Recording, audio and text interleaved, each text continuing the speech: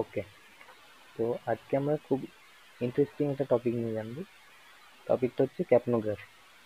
তো ক্যাপনোগ্রাফি কি সেটা জানার আগে আমাকে সব থেকে প্রথমে জানতে হবে যে ক্যাপনোগ্রাফি কিসের জন্য আমরা দেখি। তো বেসিক্যালি ক্যাপনোগ্রাফি হলো CO2 মেজারমেন্টের process. CO2 measure CO2 measure এটা প্রসেস বলতে পারি, আর টেকনিক। এটা বেসিক জাস্ট টার্ম বললাম যে এটা প্রসেস। তো CO2 মেজারমেন্টের যে প্রসেসটা হয় বা যে টেকনিকটা, সেটা সেটাকে ডিটেলসে জানার আগে আমাকে জানতে হবে CO2 টা কিভাবে প্রোডাকশন হয়। তাহলে অ্যাট ফার্স্ট আমি দেখবো CO2 প্রোডাকশনটা। তো CO2 প্রোডাকশন দেখার জন্য CO2 প্রোডাকশন কটা পার্টে হয় সেটা কি? At first cellular মেটাবলিজমে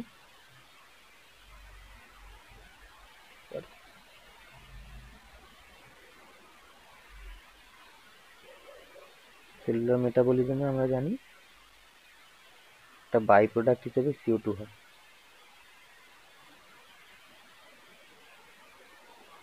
CO2 is by product. তাহলে CO2 প্রোডাকশন হলো ওখানে। এরপর কোথায় যাবে? CO2 টা সেলুলার মেটাবলিজমে তৈরি হওয়ার পর কি হবে? এই CO2 টা ব্লাডে ডিফিউজ হবে। ব্লাডে ডিফিউজ হওয়ার জন্য সবার প্রথম কি হয়? এই সেল থেকে লোকাল ক্যাপিলারিতে ডিফিউজ হবে। লোকাল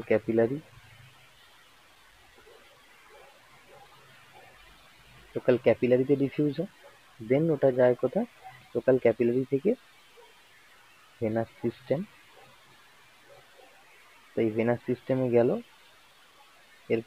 এখানে গিয়ে তবেই ব্লাডের সাথে মিলতে পারলো। এরপর কোথায় যাবে? এটা ব্লাডে মেশার পরে ব্লাডে ডিফিউজ হলে সেই ব্লাড থেকে কোথায় গেল? ব্লাডের মধ্যে ট্রান্সপোর্ট হয়ে লাঙে যায়। Transport to lung. তো লাঙে ট্রান্সপোর্ট হলো। লাঙে ট্রান্সপোর্ট হওয়ার পরে কি দেখবি? হলো অ্যালভিওলো ক্যাপিলারি যে মেমব্রেন থাকে, অ্যালভিওলো ক্যাপিলারি মেমব্রেনের মাধ্যমে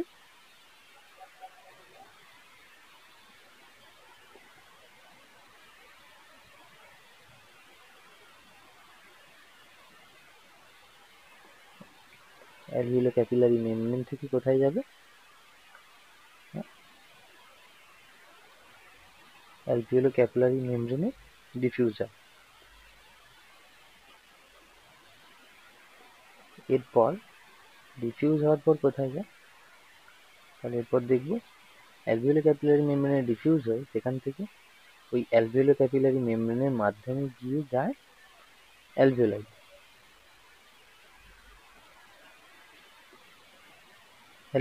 অ্যালভিওলাইতে যাওয়ার পর এক্সপিরেশনে লাং ভেন্টিলেশন থেকে অ্যাটমসফিয়ারে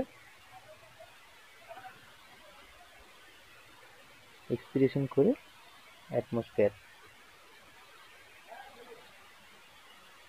অ্যাটমসফিয়ারে বেরিয়ে যায়। তাহলে এটা আমি দেখলাম কিভাবে CO2 তৈরি হলো। CO2 তৈরি হওয়ার পর কোন কোন পার্টের মধ্যে দিয়ে গিয়ে, মানে কোন কোন অর্গানের মধ্য থেকে গিয়ে সেটা আবার অ্যাটমসফিয়ারে বেরিয়ে যায়, সেটা দেখলাম। তো এবার আমি দেখতে পাবো যে CO2 তৈরি হওয়া থেকে শুরু করে আমাদের বডির প্রায় অনেকগুলো সিস্টেমকেই কভার করছে। তার মধ্যে কি কি আছে?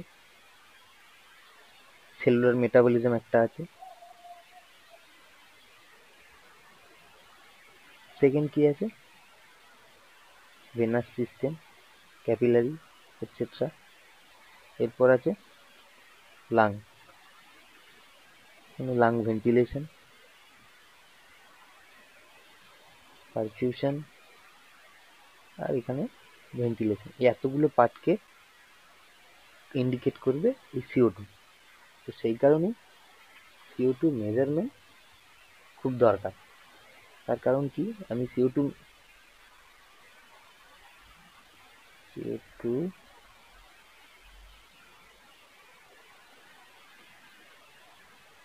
measurement is important. CO2 measurement কেন ইম্পর্টেন্ট? কারণ থ্রু CO2 মেজারমেন্ট আমি বুঝতে পারবো আমাদের বডির সেলুলার ফাংশন, মানে সেলুলার মেটাবলিজম। সেকেন্ড কি দেখবো আমরা? সার্কুলেশন, কারণ CO2 থ্রু সার্কুলেশন সেল থেকে কোথায় আসে? লাং। এরপর আমরা কি দেখব? এরপর দেখব যে ভেন্টিলেশনের মাধ্যমে বেরো। তাহলে এই এতগুলো পার্টকে আমরা জানতে পারবো, সেই কারণেই CO2 মেজারমেন্ট ইজ ইম্পর্টেন্ট। তাহলে এবার আমরা দেখব কোন কোন টাইপে CO2 মেজারমেন্ট করতে পারি। Types of CO2 measure. তাহলে টাইপস অফ CO2 মেজার আমরা এটা বেসিক্যালি তিনটে টাইপে করতে পারি। ফার্স্ট কি? ABG, আর্টেরিয়াল ব্লাড গ্যাস, যেটা আমরা কি পাই? CO2 অ্যাজ PCO2 পাই, PCO2। সেকেন্ড আছে কি? ট্রান্সকিউটেনিয়াস,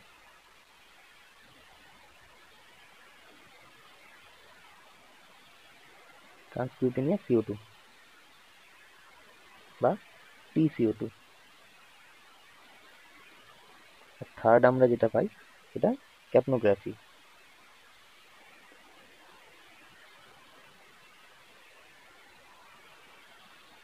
তাহলে ক্যাপনোগ্রাফিতে আমরা কি পাই? CO2 কে অ্যাজ EtCO2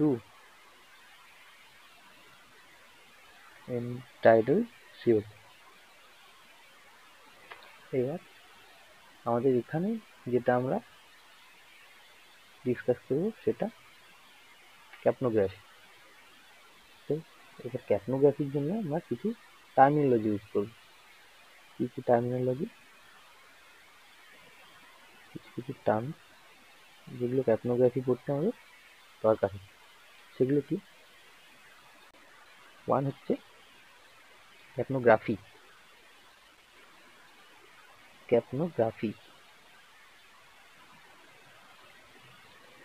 ক্যাপনোগ্রাফি হচ্ছে আমরা CO2 মেজারমেন্টের জন্য যে গ্রাফিক ডিসপ্লে পাবো। গ্রাফিক ডিসপ্লে মানে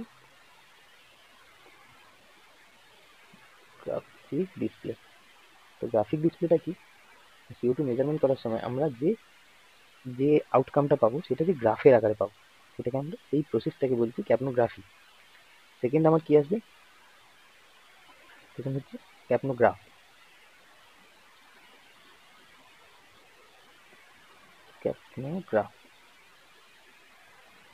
ক্যাপনোগ্রাফ হচ্ছে আমরা যে মেশিনটা ইউজ করবো, the system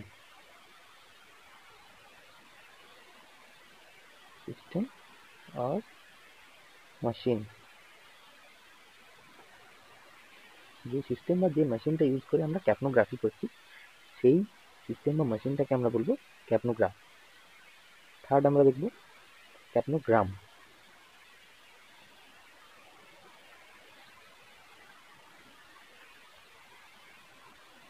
ক্যাপনোগ্রাম কি?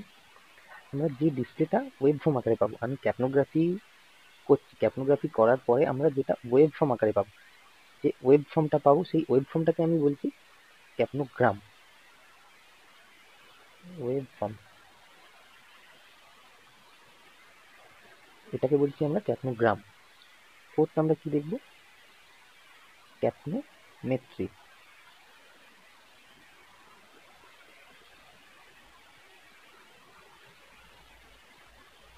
ক্যাপনোমেট্রি হচ্ছে CO2 মেজারমেন্টের জন্য যে নিউমেরিক ডিসপ্লেটা পাই, নিউমেরিক ডিসপ্লে।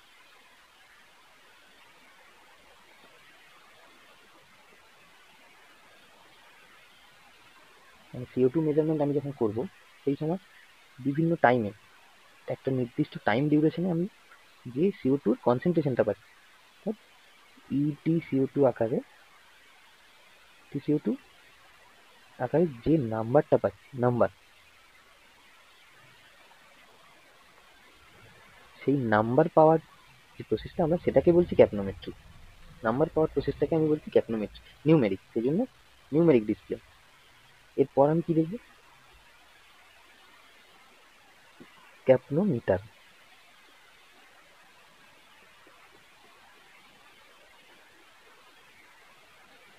ক্যাপনোমিটার হচ্ছে এই নিউমেরিক ডিসপ্লের জন্য আমরা যে ডিভাইসটা ইউজ করছি সেটা হচ্ছে ক্যাপনোমিটার। তো বেসিক্যালি আমরা আইসিইউতে যে সিস্টেমটা ইউজ করি, আমরা মনিটর ইউজ করি, যে কোনো মনিটর, পোর্টেবল মনিটর হোক বা কার্ডিয়াক মনিটর, হোয়াট এভার, যে মনিটরটা ইউজ করি তার মধ্যে সেটার মধ্যেই আমরা যেমন নিউমেরিকটাও পাই তেমন ওয়েব ফর্মটাও পাই। তো সেক্ষেত্রে আমি বলতে পারি, তো সেক্ষেত্রে আমাদের কি হবে, এই ক্যাপনোগ্রাফ আর ক্যাপনোমিটার বেসিক্যালি দুটো জিনিস এক, মানে আমরা যেটা ইউজ করি সেটা আমাদের দুটো একই জিনিস। তো এরপরে আমরা কি দেখব? মেথড বা প্রিন্সিপাল।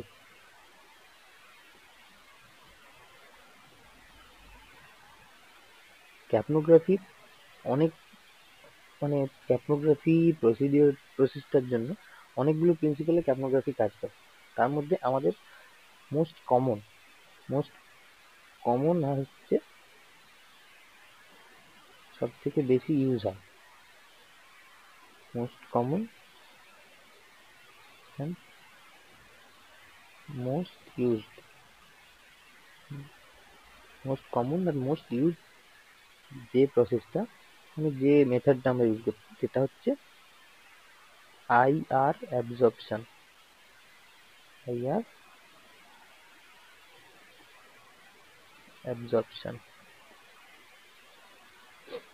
তো আইআর অ্যাবজর্পশনটা কি?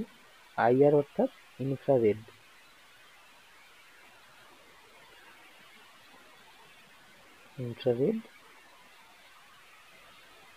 অ্যাবজর্পশন, এতে ইনফ্রারেড অ্যাবজর্পশনে কি হয়, একটা পার্টিকুলার ওয়েভলেন্থের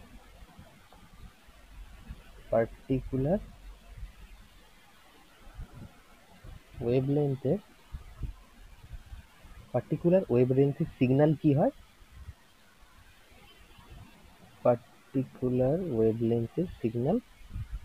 এই ডিটেক্টর থেকে পাস হয়। মানে জিনিসটা কিভাবে হয়, সাপোজ এটা একটা ইনফ্রারেড এমিটার, এটা আমার গ্যাস স্যাম্পল। এই গ্যাস স্যাম্পলে কি আছে, এর মধ্যে কিছু CO2 মলিকিউলস আছে, এই এতগুলো CO2 মলিকিউলস আছে। আর এখানে এরপরে এখানে কি আছে, ফটো ডিটেক্টর আছে। এই ডিটেক্টরে গিয়ে গ্যাসটা সেন্স হয়। তাহলে কি হচ্ছে, যখন এই পার্টিকুলার ওয়েভলেন্থের এনার্জি এটার মধ্যে থেকে পাস হচ্ছে, পাস হওয়ার পর কি হয়, এই এনার্জিগুলো কি করে, এই এনার্জিগুলো, এই মলিকিউলগুলো এই এনার্জিকে অ্যাবজর্ব করে।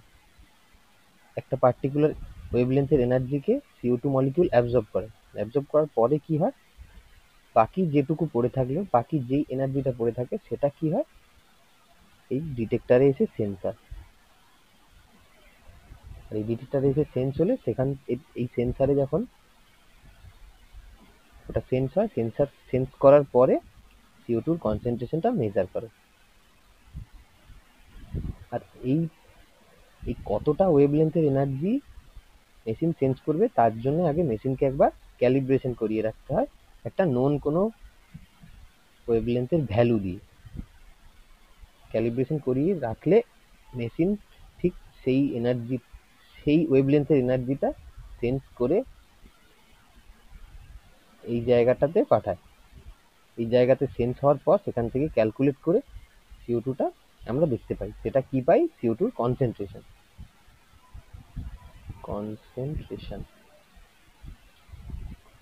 যেটাকে আমরা বলছি EtCO2।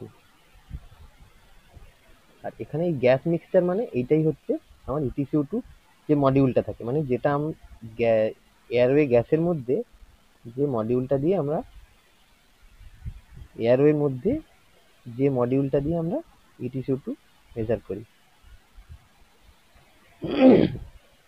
ওকে, তাহলে এইভাবে একটা পার্টিকুলার ওয়েভলেন্থের এনার্জি এখান থেকে যায়, এখান থেকে গিয়ে গ্যাস মিক্সচারের মধ্যে থেকে পাস হয়, তারপর এটা একটা পার্টিকুলার ওয়েভলেন্থের সিগন্যাল কি হয়, এই CO2 মলিকিউলগুলো অ্যাবজর্ব করে নেয়, তারপর সেন্সারে পাঠায়, সেন্সার ক্যালকুলেট করে প্রসেস করে সেই কনসেন্ট্রেশনটা আমাদের আউটপুট দেয়, সেটা আমরা মনিটর বা CO2 যেখান থেকে আমরা মেজার করছি সেই ডিভাইস থেকে আমরা জানতে পারি।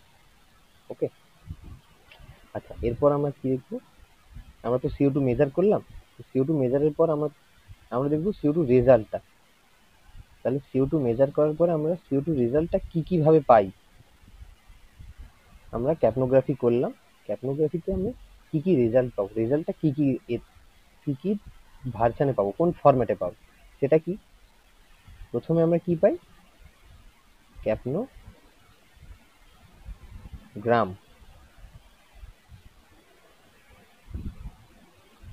তো ক্যাপনোগ্রাম আমরা দেখলাম যে আমরা ক্যাপনোগ্রাফির পরে যেই আউটকামটা পাচ্ছি সেটা গ্রাফিক্যাল ডিসপ্লে আকারে যেটা পাচ্ছি সেটাকে আমরা বলছি ক্যাপনোগ্রাম। এরপর কি পাচ্ছি, EtCO2।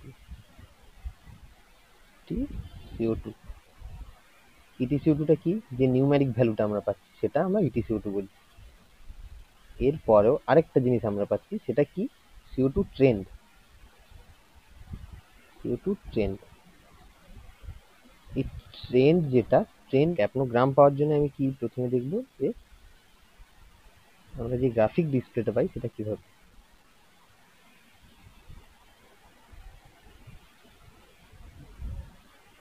এটা এখানে আমি CO2 আর এটা টাইম, তাহলে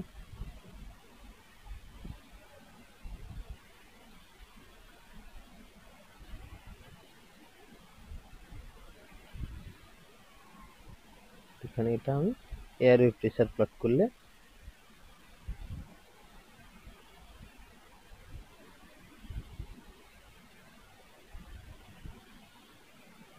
তাহলে এখানে আমি কি পাই, কটা।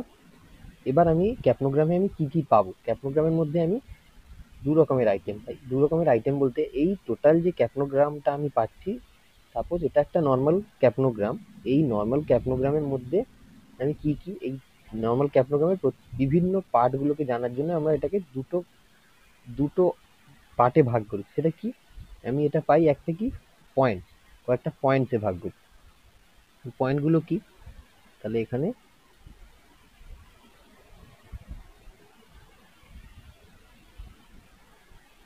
একটা পয়েন্ট, দুটো, এই একটা পয়েন্ট, এই একটা পয়েন্ট, একটা পয়েন্ট, আর এই একটা পয়েন্ট। তো পয়েন্ট এ, এটা আমি পেলাম এ, এটা পেলাম বি, এটা সি, এটা ডি, এটা ই, এটা এ। তাহলে এবার আমি কি দেখলাম, A point, B point, C, D, E, then A. এরপর আমি কি দেখবো, পাঁচটা ফেজ। আচ্ছা, ফেজ যদি দেখি, এক ফার্স্ট আমার আছে ফেজ ওয়ান। তো ফেজ ওয়ান আমি কোনটা দেখবো, আমি যদি ফেজগুলো যাই, তার ডটেড লাইন করি তাহলে বুঝতে সুবিধা হবে।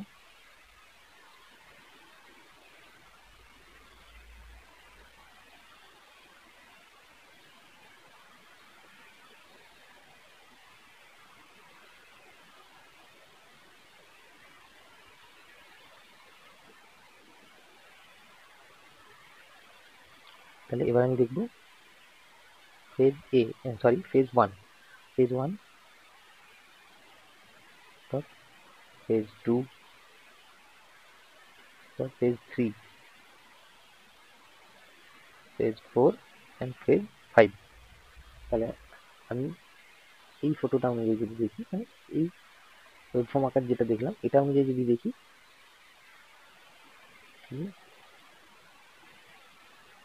তাহলে এবার আমি যদি রেসপিরেটরি সাইকেলের মধ্যে দেখি, আমি রেসপিরেটরি সাইকেলে পাচ্ছি কি, এই পার্টটা এক্সপিরেশন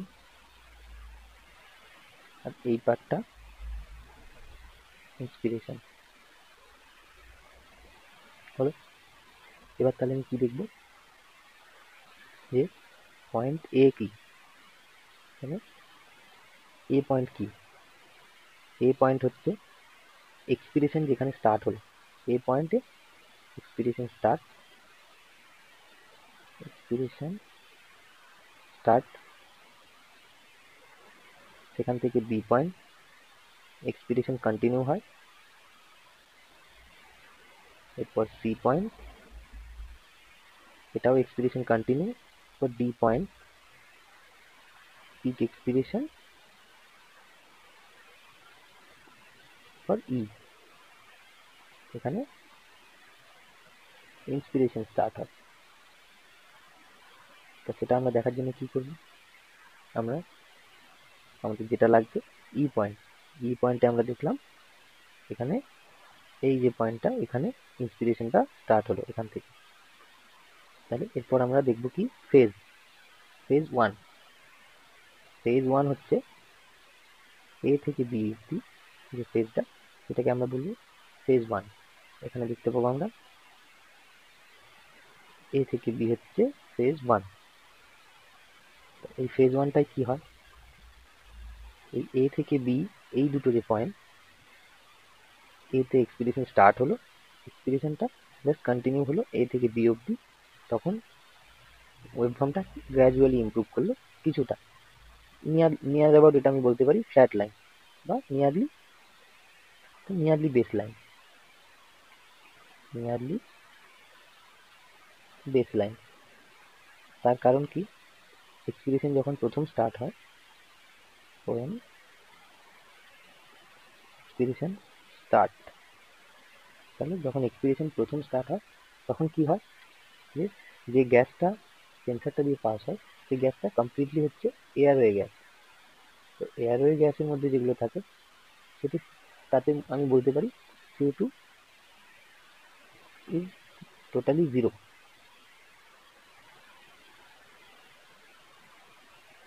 সেই জন্য আমরা কি পাই, এটা একটা বেস লাইন আকারে পাই, নিয়ারলি বেস লাইন। এরপর আমি কি পাবো, ফেজ টু, ফেজ টু হচ্ছে বি পয়েন্ট থেকে সি পয়েন্ট। এটাতে কি হয় দেখব, ফেজ টু বি পয়েন্ট থেকে সি পয়েন্ট, এই পয়েন্টের মধ্যে আমি দেখব যে এখানে লাইনটা শার্প আপরাইজ হয়। তাহলে শার্প আপরাইজ হয় কেন, যখন এয়ারওয়ে গ্যাসটা শেষ হলো, এয়ারওয়ে গ্যাস কমপ্লিট হওয়ার পর সেখান থেকে কি হয়, তারপর স্টার্ট হয় অ্যালভিওলার গ্যাস। তাহলে এয়ারওয়ে গ্যাস শেষ হওয়ার পর যখন অ্যালভিওলার গ্যাস হলো, তাহলে আমরা কি জানি, এয়ারওয়ে গ্যাসে যেহেতু CO2 কম থাকে সেই জন্য পেলাম আমরা ফ্ল্যাট লাইন। তারপরেই সঙ্গে সঙ্গে যখনই অ্যালভিওলার গ্যাসগুলো এলো, তাহলে অ্যালভিওলার গ্যাসগুলো কি থাকে, CO2 rich, alveolar gas CO2 rich থাকার জন্য কার্ভটা কি হয়, একটা শার্প আপরাইজ হয়। সেই জন্য আমরা এই যে ফেজটাতে কার্ভটা পাই সেটা শার্প আপরাইজ পাই, এটা আমরা এখানে দেখতে পাবো যে একটা শার্প আপরাইজ। সেই জন্য বি থেকে সি এই ফেজটা, অর্থাৎ ফেজ টুটা শার্প আপরাইজ হয়। এরপর ফেজ থ্রি, এরপর ফেজ থ্রি, ফেজ থ্রি কি, সি থেকে ডি পয়েন্ট। এই ফেজে কি হয়, CO2 rich air continuously, CO2 rich air continuously sensor থেকে পাস হয়। সেই জন্য কি হয়, তার মধ্যে CO2 more or less same থাকে, সেটার জন্য একটা, এটাও একটা ফ্ল্যাট লাইন হিসেবে দেখতে পাই। কিন্তু একটা পার্টিকুলার পয়েন্টে গিয়ে আমরা দেখি এই এই যে প্লেন, এই যে কার্ভটা পাই, এটা একটা পার্টিকুলার পয়েন্টে গিয়ে দেখি আমরা একটু স্লাইটলি আপরাইজ হই, সেটা ডি পয়েন্টে গিয়ে পাই। তার কারণটা বলছি, তাহলে আমরা সি থেকে ডি পয়েন্টে পাই কি, যেহেতু CO2 রিচ এয়ার মানে completely CO2 rich air continuously pass হতে থাকে, সেই কারণে আমরা দেখতে পাই কি লাইনটা নিয়ারলি প্ল্যাটু লাইন থাকে, কিন্তু একটা পার্টিকুলার পয়েন্ট ডি পয়েন্টের কাছে গিয়ে ডি পয়েন্ট অব্দি এই লাইনটা কিছুটা আপরাইজ হয়, স্লাইটলি আপরাইজ হয়। এরপর আমরা দেখব ফেজ 4। এই ফেজ 4 হচ্ছে মোস্ট ইম্পর্টেন্ট, তার কারণ কি আমি এখানে দেখতে পাবো ফেজ 4 হচ্ছে এইটা, এই যে ডি থেকে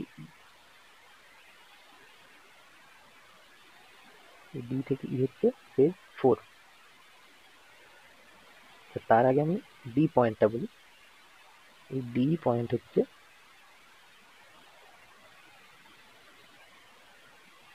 CO2 পয়েন্ট,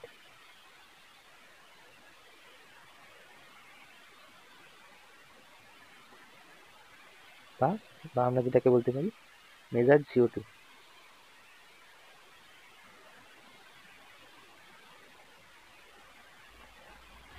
তাহলে কি এক্সপিরেশনের মেজার্ড CO2 বলতে কি এক্সপিরেশনের একদম শেষে,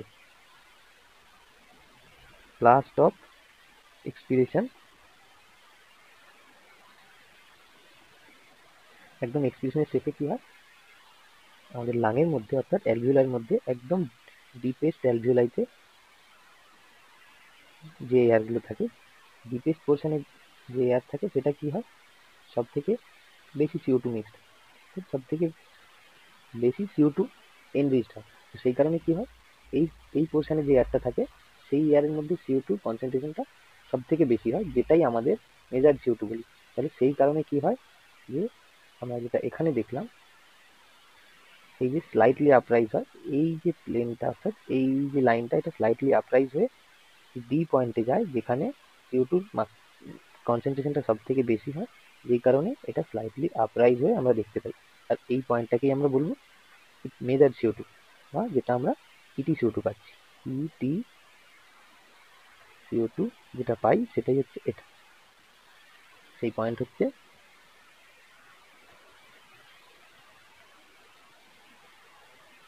হলো আমাদের এইটা,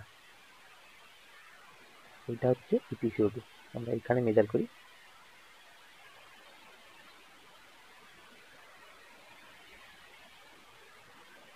এরপর আমার কি রইল ফেজ 4। এবার আমি দেখবো ফেজ 4। ফেজ 4 এ কি হয়, ফেজ 4 যেটা এখানে বেসিক্যালি কি হয় যে ডি থেকে ই পয়েন্ট, এই ডি থেকে ই পয়েন্টে কি হয় ইন্সপিরেশন স্টার্ট হয়, ইন্সপিরেশন স্টার্ট,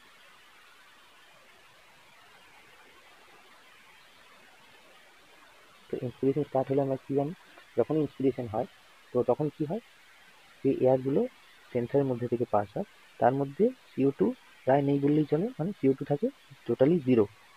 তো সেই কারণে কি হয় CO2 যেহেতু জিরো হয়, তো একটা পিক পয়েন্টে CO2 মেজার হচ্ছিল, সেখান থেকে যা CO2টা জিরো হলো সঙ্গে সঙ্গে CO2 বেস লাইনে ড্রপ করে, তো শার্প ড্রপ হয়, শার্প ড্রপ হয়ে বেস লাইন টাচ করে। সেটা আমরা এখানে দেখব। আমরা এখানে কি দেখছি যে এখানে ডি পয়েন্টে আমি CO2 মেজার করলাম, করার পরই আমরা দেখলাম ইন্সপিরেশন স্টার্ট হয়েছে। ইন্সপিরেশন স্টার্ট যখনই হয়েছে তখনই ডি থেকে ই পয়েন্ট অব্দি শার্প ডিক্রিজ হয়ে এখানে ডাউন হয়। সেই কারণে এই ফেজটাকে আমরা বলছি ফেজ 4, যেখানে নতুন ইন্সপিরেশন স্টার্ট হওয়ার জন্য এই লাইনটা একদম সাথে সাথে সঙ্গে সঙ্গে ড্রপ ডাউন হয়ে বেস লাইন টাচ করে, অর্থাৎ এখানে যেহেতু CO2 কনসেন্ট্রেশন জিরো, কারণ এই এয়ারটা কমপ্লিটলি CO2 ফ্রি, সেই জন্য এটা জিরোতে টাচ। পর আমরা কি পাবো ফেজ 5। ফেজ 5 মানে যেখানে ই থেকে এ, ই পয়েন্ট থেকে এ পয়েন্ট মানে ইন্সপিরেশন কন্টিনিউ হয়।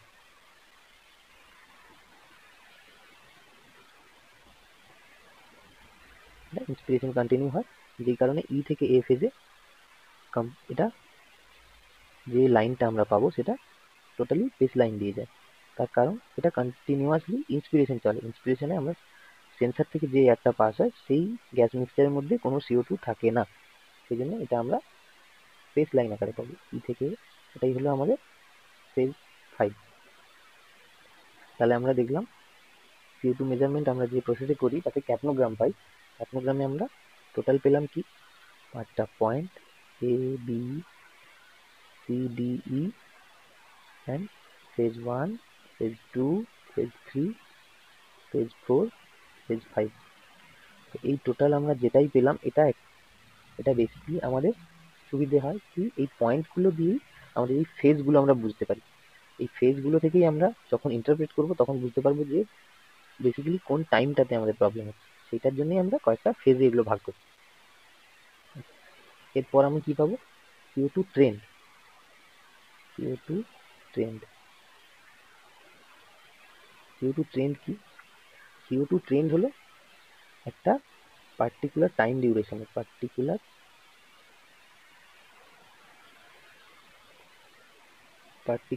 ডিউরেশনের মধ্যে CO2 কিভাবে তার ফিচার চেঞ্জ করেছে সেইটার যে আমরা রেজাল্টটা পাবো সেটাকে আমরা বলবো CO2 ট্রেন্ড। মানে কি, আমি সাপোজ 6 ঘন্টা বা 12 ঘন্টা দিলাম, এই 12 ঘন্টার মধ্যে CO2 কখন কিভাবে রয়েছে, মানে CO2 কি ফিচার দেখিয়েছে, কখনো কমেছে কি কখনো বেড়েছে বা কখনো সমান হয়ে চলে একইভাবে থেকে গেছে, সেই যে রিপোর্টটা আমরা পাবো সেটাকে আমরা CO2 ট্রেন্ড বলি। সেই CO2 ট্রেন্ডটা আমরা কিভাবে দেখতে পাবো, সাপোজ আমি লাস্ট 12 আওয়ার বললাম, এটা টাইম 12 আওয়ার, এটা CO2। এখানে আমি যদি 12 ঘন্টার মধ্যে দেখি, সাপোজ আমি 12 ঘন্টার মধ্যে CO2 কিভাবে চেঞ্জ হয়েছে সেটা এইভাবে পাবো।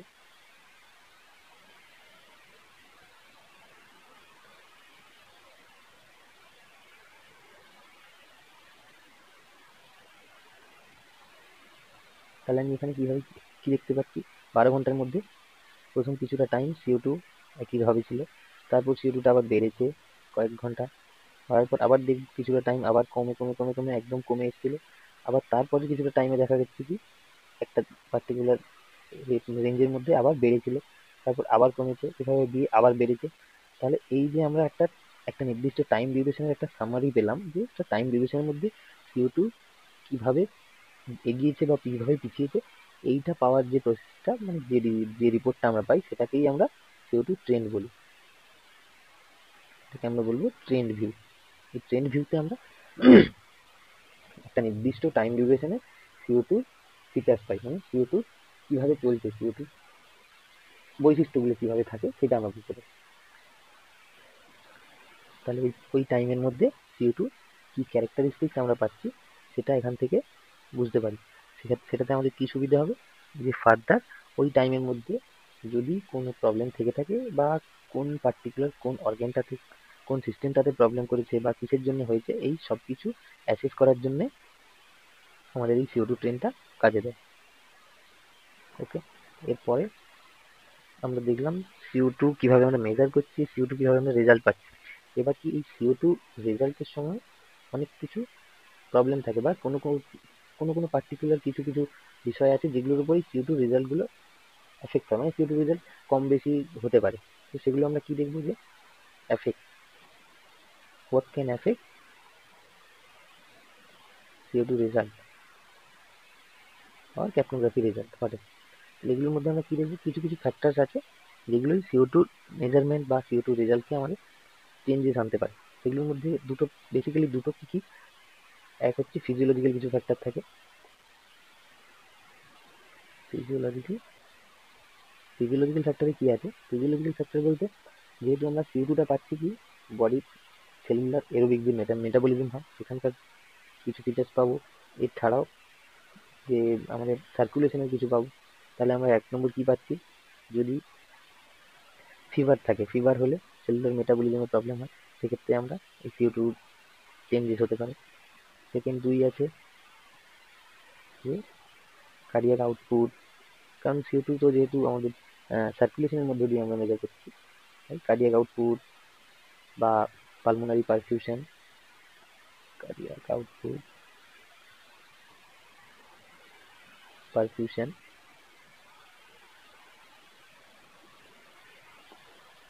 এগুলোর উপর ভ্যারি করে।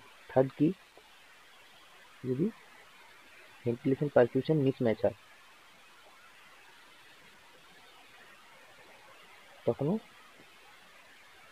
তখনও আমরা CO2 যে রেজাল্টটা পাবো তার মধ্যে চেঞ্জেস আসতে পারে।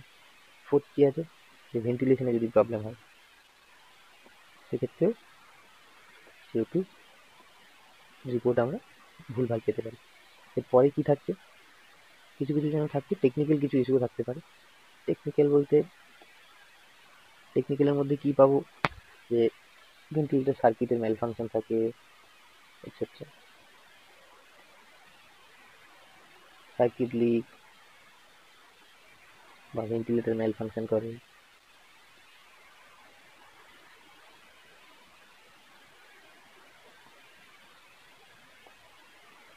এইসব কিছু কিছু কারণের জন্য কি হয়, যে আমরা দেখতে পাই যে CO2 আমরা যে রিপোর্টটা পাচ্ছি তার মধ্যে কিছু এরার আসতে পারে। তো আমাদের চেষ্টা করা উচিত যে এই সকল এই সব কিছু যে কারণগুলো, বেসিক্যালি আমাদের টেকনিক্যাল কারণগুলো আমরা যদি অ্যাভয়েড করতে পারি, টেকনিক্যাল ইস্যুগুলো যদি আমরা অ্যাভয়েড করতে পারি, তাহলে CO2 রেজাল্টে আমরা